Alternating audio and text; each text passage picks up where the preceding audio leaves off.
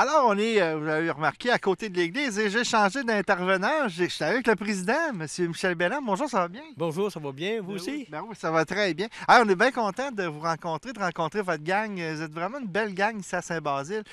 Au niveau du patrimoine, vous êtes combien un petit peu dans le comité? On est 8 dans le comité 8 dans le présentement. comité? Oui. OK. Puis, effectivement, vous êtes très dynamique parce qu'avec la visite que vous avez préparée, c'est quelque chose, là. Oui, mais on a fait faire le maximum pour faire connaître l'histoire. Parce qu'on a des beaux projets, puis avec les étudiants aussi, là, ici au primaire, on aimerait bien transmettre cette histoire-là. Parce que malheureusement, elle se laisse tranquillement. Parce que nos racines, c'est important. Effectivement. C'est nos racines. Un arbre ne pousse pas s'il n'a pas ses racines. Alors, une société ne poussera pas si elle n'a pas ses racines. C'est très important. Effectivement. Et d'ailleurs, on est justement sur un... Oh, on va laisser passer parce qu'on est dans un stationnement. On va les laisser passer. Bonjour. Mais c'est très important de le mentionner. Ici, dans le stationnement, on est vraiment dans les fondations de la première chapelle, église, on pourrait dire, là. Oui, ici, là, bon, c'est mon arrière-arrière-grand-père, Ben oui, vous avez de l'histoire là-dedans, Joseph Jacques, et sa femme Basilis Morissette, qui a offert le terrain ici. La chapelle ici, qui était ici présentement, était en 1844. Elle a été construite avec dépendance. Puis, en arrière de cette chapelle-là, il y avait la sacristie qui aussi servait d'appartement pour les curés. OK. Puis, cette bâtisse-là, quand elle a été défaite pour construire la nouvelle église, ça a été un terrain de croquet. Parce que le croquet, à l'époque, était... Le croquet, à l'époque, était vraiment un sport pratiquement national. Ah oui? Les gens aimaient jouer au croquet. Les femmes, les hommes aimaient jouer au croquet. Il y en avait dans différents terrains privés aussi des croquets. Ah oui, OK. Oui. Ça, c'est la première fois que j'entends parler de ça. Ah non, le croquet, à Saint-Basile, il y a beaucoup de personnes qui aimaient jouer le croquet. OK. Alors, l'église a été construite en 1883, mais ça a été toute une aventure, hein? C'était une aventure. Bon, le début de la construction, c'est en 1883 pour se terminer en 88. Puis c'est Monseigneur Tachereau qui est venu la bénir en 88. Mais durant la construction, on s'est aperçu qu'elle calait. Parce que vous l'avez tout en pierre, là, c'est ça? L'idée était de mettre de la pierre jusqu'au clocher. OK. Et là, c'est pour ça que vous voyez présentement que c'est coupé à une certaine hauteur, que c'est de la tôle embossée qu'il y a. OK. Puis, où vous voyez des tourelles, un petit peu de bord ici, des tourelles, il y avait des anges qui étaient dessus. Les premiers anges étaient un monsieur Louis Jobin de Saint-Raymond, Oui, qu'ils avaient ben oui. sculptés. OK. Puis, par raison de sécurité, on était obligé de les enlever. OK. Puis, ils ont été remplacés par des Bourgault, la famille Bourgault de Saint-Jean-Port-Joli, qui, eux aussi, ont été obligés de les enlever dû à la sécurité. OK. C'est un peu l'histoire, mais il y a eu d'autres transformations aussi. Est-ce que vous avez encore les statues de Louis Jobin quelque part dans l'église? Ou... Malheureusement, Non, vous non. les avez Malheureusement. Ah. Je sais qu'il y en a une, semble-t-il, qui serait dans un musée, OK. mais je ne peux pas vous dire lequel musée. OK. Parce que malheureusement, c'était des beaux anges.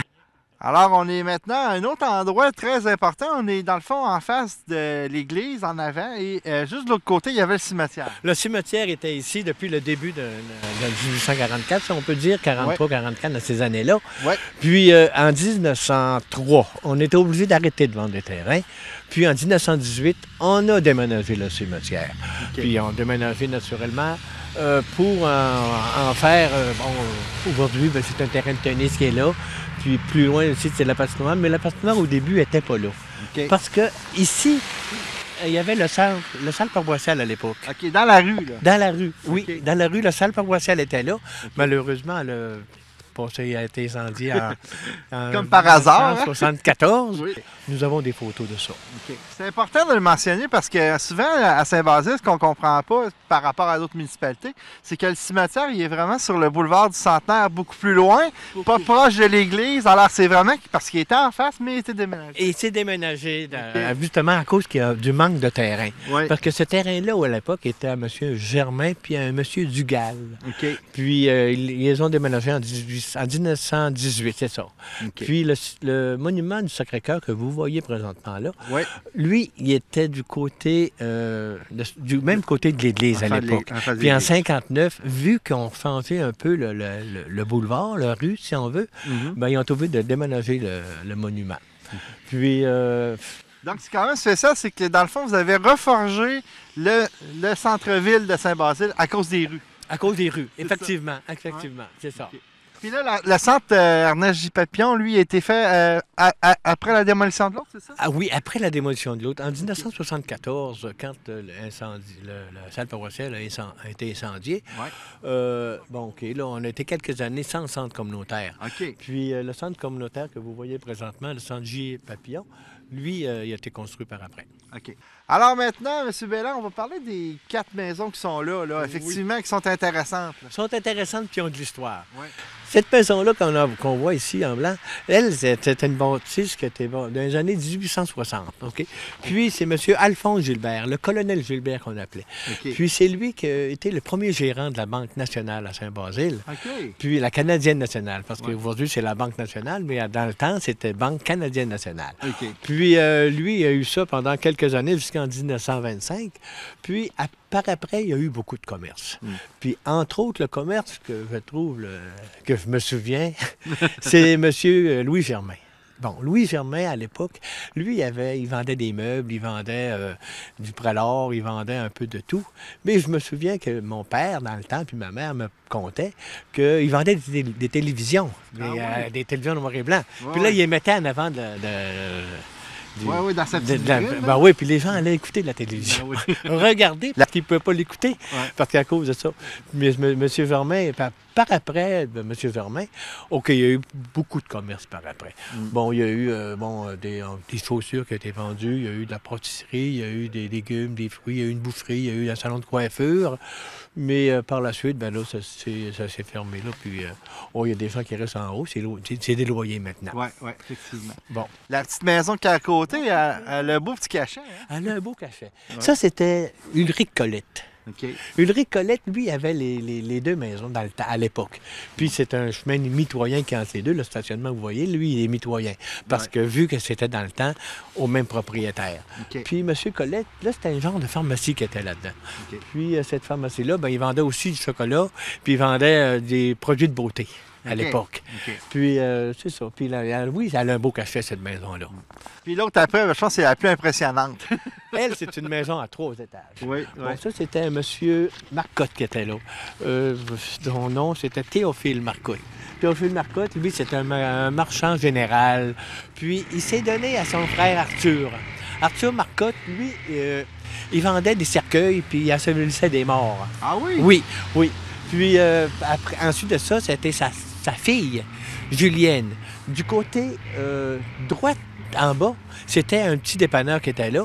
Et du côté gauche, c'était le bureau de poste. Jusqu'à tout récemment, le dépanneur, ça fait pas très longtemps. Hein? Le dépanneur a été là pendant, je vous dirais, parce que ça allait changer de propriétaire. Oui, c'est ça. Parce que le dépanneur était là pendant des années, du côté droit. De ce côté ici, après la fermeture du bureau de poste, il y a eu plusieurs petits commerces qui passaient là. Il y a eu un magasin de chaussures, il y a eu aussi Mme Janine Bourgeois puis Maurice Latler ont eu un restaurant. Ouais. Après ça, M. André Julien a eu son bureau d'assurance qui était là. Puis ensuite, ça a été la sœur de Julienne, la fille d'Arthur, qui a ouvert un dépanneur, mais à grandeur. OK. Puis, par après, c'était un restaurant. Ouais, il y a eu plein d'affaires. Ah, il y a eu beaucoup de commerce dans ce petit magasin-là. Effectivement. Et puis la dernière bâtisse? La dernière bâtisse que vous voyez au fond, ça, c'était maison à M. Morneau. Georges Morneau, parce que lui, il ne l'a pas eu longtemps, mais il l'a donné à son fils, Césaire Morneau. OK. Césaire Morneau était forgeron. OK. C'est en forgeant qu'on devient forgeron. Ouais, Ça, c'était c'est Césaire Morneau qui était son fils qui a eu là, pendant quelques années une forge au coin du village. C'est ça. Puis par la suite, ça a été un restaurant qui était là. M. Donapagé, il a eu plusieurs années un restaurant. Puis ensuite de ça, ça a été plus des personnes âgées qui étaient un genre de maison pour les personnes âgées. OK, alors on est maintenant dans un coin névralgique de Saint-Basile. Quand on arrive, c'est vraiment à côté de l'église, tout ça. Mais il s'est passé beaucoup de choses ici, là. Ici, c'était vital aussi. Il y avait beaucoup de commerce ici dans Saint-Basile. Ici, par exemple, ici en arrière de moi, c'était la maison de Raoul Mercure. Raoul Mercure, c'était le père de Claude Mercure, de Paul Mercure, Léopold Mercure, de Raymond Mercure, qui ont été des gens qui ont vraiment marqué Saint-Basile ici. Okay. Puis M. Raoul, lui, il était forgeron. OK? Puis il tenait quincaillerie. Mon père a pris son métier de forgeron ici. Okay. La quincaillerie est en bas ou... La quincaillerie était de ce côté ici en bas. Oui. De l'autre côté, c'était la forge. OK. Et au deuxième étage, Oui. sa fille Raymonde avait parti un petit magasin de vêtements pour femmes, si on veut. Puis lorsque mon père a décidé de prendre un métier de forgeron, M. Mercure a arrêté de faire le forge et mon père est devenu forgeron, mais il a gardé la quincaillerie OK. ici. Puis la quincaillerie, c'est son garçon Léopold qui l'a repris par la suite. OK. Donc, ça a été là très longtemps, cette univers quand? Oh oui, c'était là assez longtemps, parce que c'est des années 40 environ. Parce que mon père est arrivé ici en 46, 47, puis ça faisait longtemps que ça marchait. OK. Puis quand M. Mercure a fermé Quincaillerie, ben là, il y a eu un magasin de tissus. OK. C'est Manon, vous voyez, qui avait Ouais, parti ouais, ça. ouais, ouais, Puis, non, c'est ça. Fait qu'il y a beaucoup d'histoires dans cette bâtisse-là qu'on voit quand on arrive. Oui. là. Ah oui, puis parce que M. Mercure, Claude, son garçon, lui, il s'est vraiment impliqué au point de vue loisir, au point de vue, mon Dieu, de toutes les activités qu'il pouvait y avoir à Saint-Basile. C'était M. Mercure était toujours impliqué. Aussi, quand on arrive à Saint-Basile, il y a un terrain avec un monument. Il y a de l'histoire, ce terrain-là aussi. Là. Oui, cette histoire, géographiquement, lorsqu'ils ont changé un peu la rue, ici, la rue, là, on était dedans ici. Ah Il y avait son stop, mais ça arrivait à pas à 90 degrés. Alors, géographiquement, ils ont modifié la rue. Alors, il y avait une maison qui était là. Cette maison-là appartenait à Omer Hardy. OK. Omer Hardy a été gérant de banque pendant des années. Puis, il réparait des télévisions aussi. Ah oui? Ah oui, des télévisions à lampe. Hein. À l'époque, c'était ça, des lampes. Mais avant, son père, Édouard Hardy, lui, était marchand général. Puis il a légué cette maison-là à son fils Omer et sa sœur Irène. Eux avaient la Banque nationale, qui a été déménagée un peu plus tard dans l'autre maison qui était à la face de l'église. OK. Je sais pas si le caméraman peut voir. Dans le fond, la rue, elle s'en venait directement sur nous autres. Là, c'est ça? Exactement. Exactement ça. La rue arrêtait ici, là, le stop était là. OK. L'arrêt. Puis là, il y a un monument présentement. Ça, c'est un monument qui a été mis par la suite, c'est ça? Cette maison, ce monument-là a été mis en 97 lors du 150e anniversaire de Saint-Basile. OK. On peut peut-être aller le voir tantôt puis regarder ce qu'il y en est parce qu'il y a une espèce d'histoire là-dessus. OK, parfait. Puis la troisième maison est juste de l'autre côté de la rue. Ça aussi, il y a de l'histoire parce que c'était votre première centrale téléphonique. Effectivement, cette maison-là date environ de 1860. Puis en 1904, ça a été M. Descarreaux avec ses filles, les Mademoiselles Descarreaux. Ça aussi, c'était des téléphones à l'époque, parce que quand on voulait téléphoner à l'époque, en décrochant l'appareil, on se faisait poser la question « Votre numéro de téléphone, s'il vous plaît. » Puis eux savaient où provenait l'appel, naturellement. Puis là, après ça, on disait, supposons, le FIF 4-8. Alors, ils nous mettaient en communication. C'est encore les tableaux avec les fils, là, c'est ça? Hein? Exactement ça, exactement. Il y a plusieurs personnes qui ont travaillé là. Effectivement. Ah oui, oui, oui. OK, donc nous autres, on poursuit vers où, là? Là, on va continuer sur cette rue-là OK. vers des maisons qui ont été détruites ou incendiées. Parfait. Alors, vous avez dit qu'on vous parlerait du monument ici à notre gauche. Alors, peut-être nous en parler un petit peu. Bon, OK, ce monument-là a été conçu par Raymond Dion. OK? Puis la fabrication, on voit ici la croix qui représente la religion catholique. On voit le petit trèfle ici pour représenter les Irlandais qui sont venus ici. On reconnaît aussi les deux tiges d'épi, si on veut, qui représentent l'agriculture. On voit la fleur de lys qui représente la langue française. On voit le cercle noir, si on veut, qui représente l'industrie. On voit aussi les Trois-Rivières. Parce que Saint-Basile a Trois-Rivières. Ben oui, OK. Puis après ça, le coteau de roche qui est représenté là. Et le soleil couchant qui se couche vers le coteau de roche. Il y a beaucoup de symbolique, finalement. Oui, oui, oui, oui. Oui, on a... C'est bien représenté, je trouve, Saint-Basile. Ouais. Puis en plus, ben, c'est sûr qu'on ne peut pas le voir en hiver, mais vous avez une plaque qui est juste là, qui vous explique. résume. C'est ça? Qui explique tout ça, oui. Voilà. Donc, c'est un petit détour à aller faire si vous avez une petite marche à faire à Saint-Basile. Exactement ça. C'est pas long, c'est regarder, puis ça représente vraiment l'histoire. Voilà. Alors, on est avancé un petit peu plus dans la rue, justement, qui conduit vers le rang Saint-Angélique. Et Il y a des barrières ici, il y a des nets scènes, mais il y a beaucoup d'histoires en Il y arrière a de encore ça. de l'histoire ici. Parce qu'ici, la première école de Saint-Basile, des années 1886, ça a été la première école à Saint-Basile. C'était une maison de 2 étages, ça. Puis ça a été une école qui n'a pas duré longtemps tellement, mais le temps qu'on s'installe ailleurs. Mais en arrière de cette école-là, il y avait une industrie qui faisait des remèdes. Ça s'appelait la Hervé Remedies. Ça, c'est monsieur Marcotte, docteur Marcotte, qui avait acheté un brevet de monsieur Hervé. C'est pour ça que ça s'appelle la Hervé Remedies, les remèdes, le fameux sirop nectar, par exemple. Il se fabriquait là. Mais malheureusement, cette bâtisse a pris feu en 57, la journée de la fête des mères. Est-ce que le manoir était déjà construit avant le feu? Le manoir était déjà construit parce que le manoir appartenait au docteur Marcotte. Mais ce que vous voyez en arrière, le motel, puis tout ça, ça n'existait pas. Puis c'est pour ça que la Hervé Remedies était là, un peu en retrait de ça. Fait que ce fameux manoir-là, c'était M. Marcotte qui l'avait fait construire, je crois. Mais après ça, ça a appartenu à plusieurs personnes, dont le garçon du ministre Garon, c'est-à-dire son père, excusez, là, il a déjà habité là.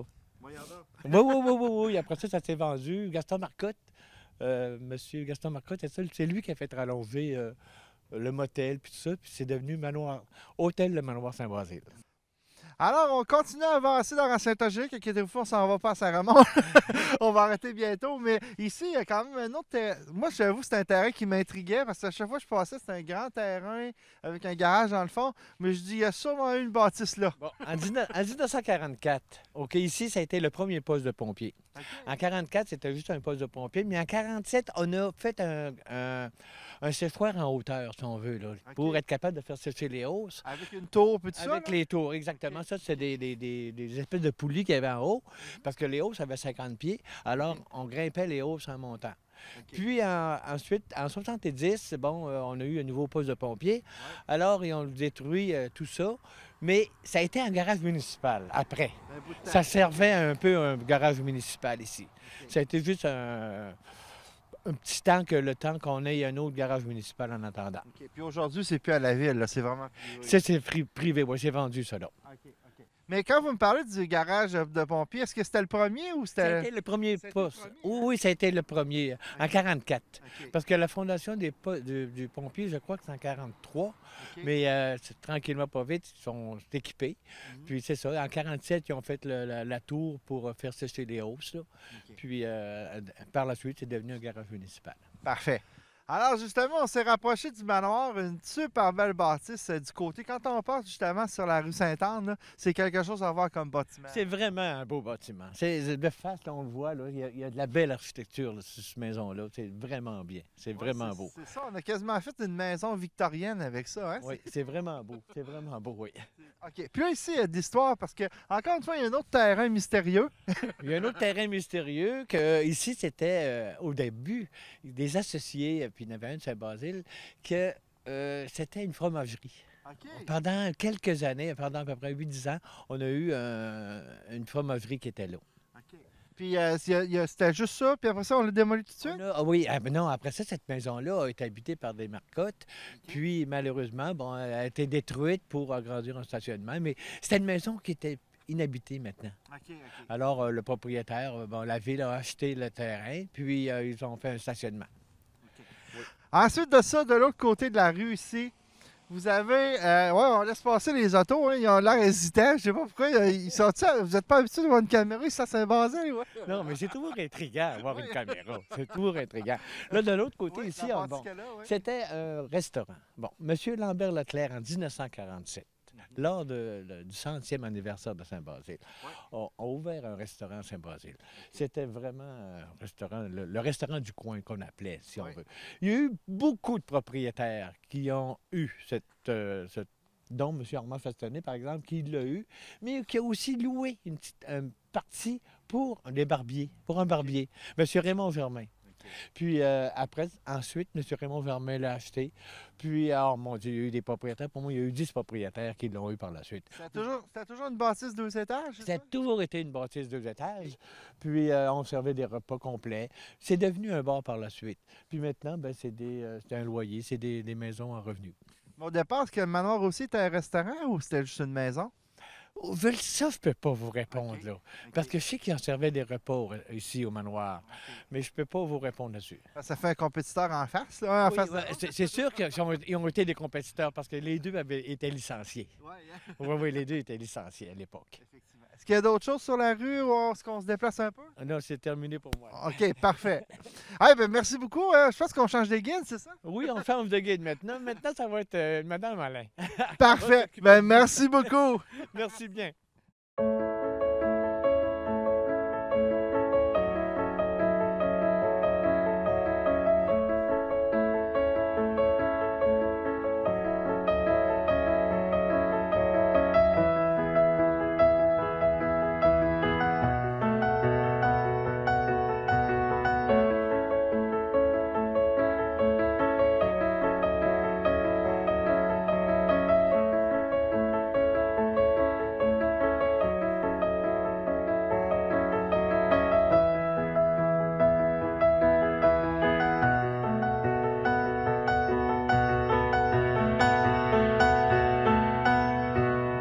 Alors, je vous présente Marie-France, qui est notre nouvelle guide.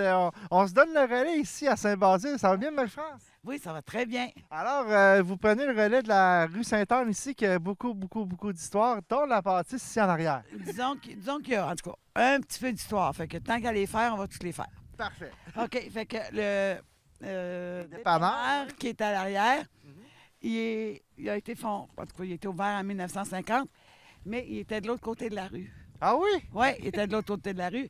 Ils l'ont déménagé en 1958. OK. Puis là, ça, c'est M. Basile Germain qui avait ça. Puis il l'a eu jusqu'en 1980. OK. En 1980, c'est d'autres propriétaires qui ont pris le relais. Linda Cormier, Jean-Paul Cormier. Et puis, ça a été vendu en 2017 à Noémie Lesage. Alors ici, ça a toujours été un dépanneur. Tigus. Oui, ça a toujours été un dépanneur. OK. Puis Tigus, ça fait longtemps qu'on avait ce nom-là ou... Non, avant, c'était. Avant, on allait toujours chez Basile. Chez Basile Germain. Mais là, depuis que Noémie a acheté, elle a appelé ça Tigus. OK. Fait que c'est ça. C'est assez spécial, hein, dans l'époque, on a vu plusieurs municipalités, des déménagements de maisons, c'était toute une histoire. Hein? Ah, ben, nous autres, ici, ça déménage. Ça déménage.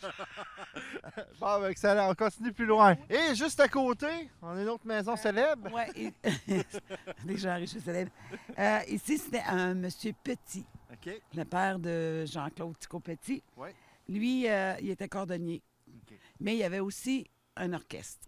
Ah oui. OK, oui. Fait que ça vient de son père, Tico. Oui, il y avait un orchestre. Il y avait, mettons, c'était avec sa fille, ses fils. Il y avait Jean-Paul, il y avait Yvon, il y avait Jean-Claude à l'accordéon. Puis Tico, lui, a eu une nomination à la MRC. Je pense que c'était pas longtemps, ça fait peut-être une couple d'années pour porteur de tradition. Et puis, c'est que monsieur Petit, c'est un gars très, en tout cas, agaçant, comme on dit. Quand il y avait des jeunes qui y allaient, là, il disait tout le temps, tu vas aller chez Adrien Bélin, tu vas aller me chercher une corde à virer le vent. Ou bien donc, tu vas aller me chercher une chaudière de steam. Fait que là, ben, ils les envoyaient chez M. Bélin. M. Bélin les envoyait chez M.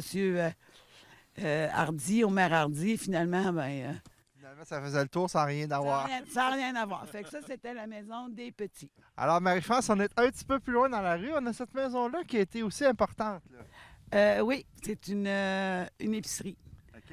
Dans ce bâtiment-là, en 1930, il y a eu une épicerie jusqu'aux années 1960 à peu près. OK. Il y avait, ils vendaient des vêtements de travail, des habits d'épicerie.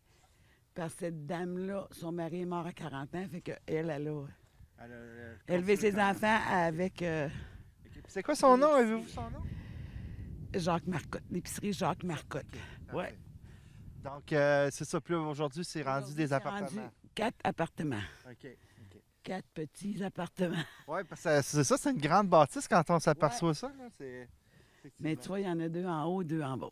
Alors, Marie-France, on commence par votre droite. Oui. Excuse. C'était un forgeron. OK. Oui. Faut que je parle par Oui, là. oui. OK. La maison, la forge était en arrière OK. de la maison, mais au début, elle était en bas. En bas. OK. En bas de la maison, il y avait la forge, puis en haut, il y avait son logement. Mais finalement, il a refait une autre, la forge tout le long en arrière. OK. Puis son épouse, elle, faisait de la couture. OK. C'est drôle parce qu'il y en avait un forgeron au début de la rue aussi. Il y en a partout des Il y en a forgerons partout, ici, hein? oui. C'est Il y en spécial. avait à la station, il y en avait ici. OK. Mais il faut croire qu'il y avait beaucoup de chevaux. Ah, c'est vrai, tantôt, vous me parliez que ça avait un autre nom, cette Le rue-là. Cap Hein? Blanc. OK. Ça avait ça depuis le début aux années 1800. Là. OK. Cap Pourquoi Blanc. le Cap Blanc? Mon chum reste ici depuis 71 ans, mais Oui. Puis on a j'ai jamais... beau lui demander pourquoi il appelait ça le Cap Blanc, mais Ils n'ont pas réponse. ils n'ont pas réponse. Il faudrait arrêter voir Tico en passant puis lui demander. Il reste pas loin de là. Oui, c'est ça. Puis de l'autre côté, il y a le terrain, c'est C'était ça? la maison de M. Arthur Pagé. OK. Lui, il a commencé par être agriculteur. Il a vendu du lait. Après ça, il a fait de la construction de... En tout cas, tu sais, pour les chemins, là, puis tout ça. Fait que la maison a été démolie par son fils qui demeure là. Qui, lui, a pris la relève là, pour... il faisait les chemins d'hiver, il faisait des choses comme ça. Fait que là, c'est... C'est ça. Au fond, il a remplacé la maison pour s'en faire une à côté. Et elle était déjà là. Ah, elle était déjà ça. Oui, mais quand le monsieur est mort, ben là, c'est que... Tu sais, ils vendent une maison avec une cour mitoyenne quand tu as des gros appareils comme ça, là. Non, non. Ça se fait pas. Fait que Voilà. ça a été vendu.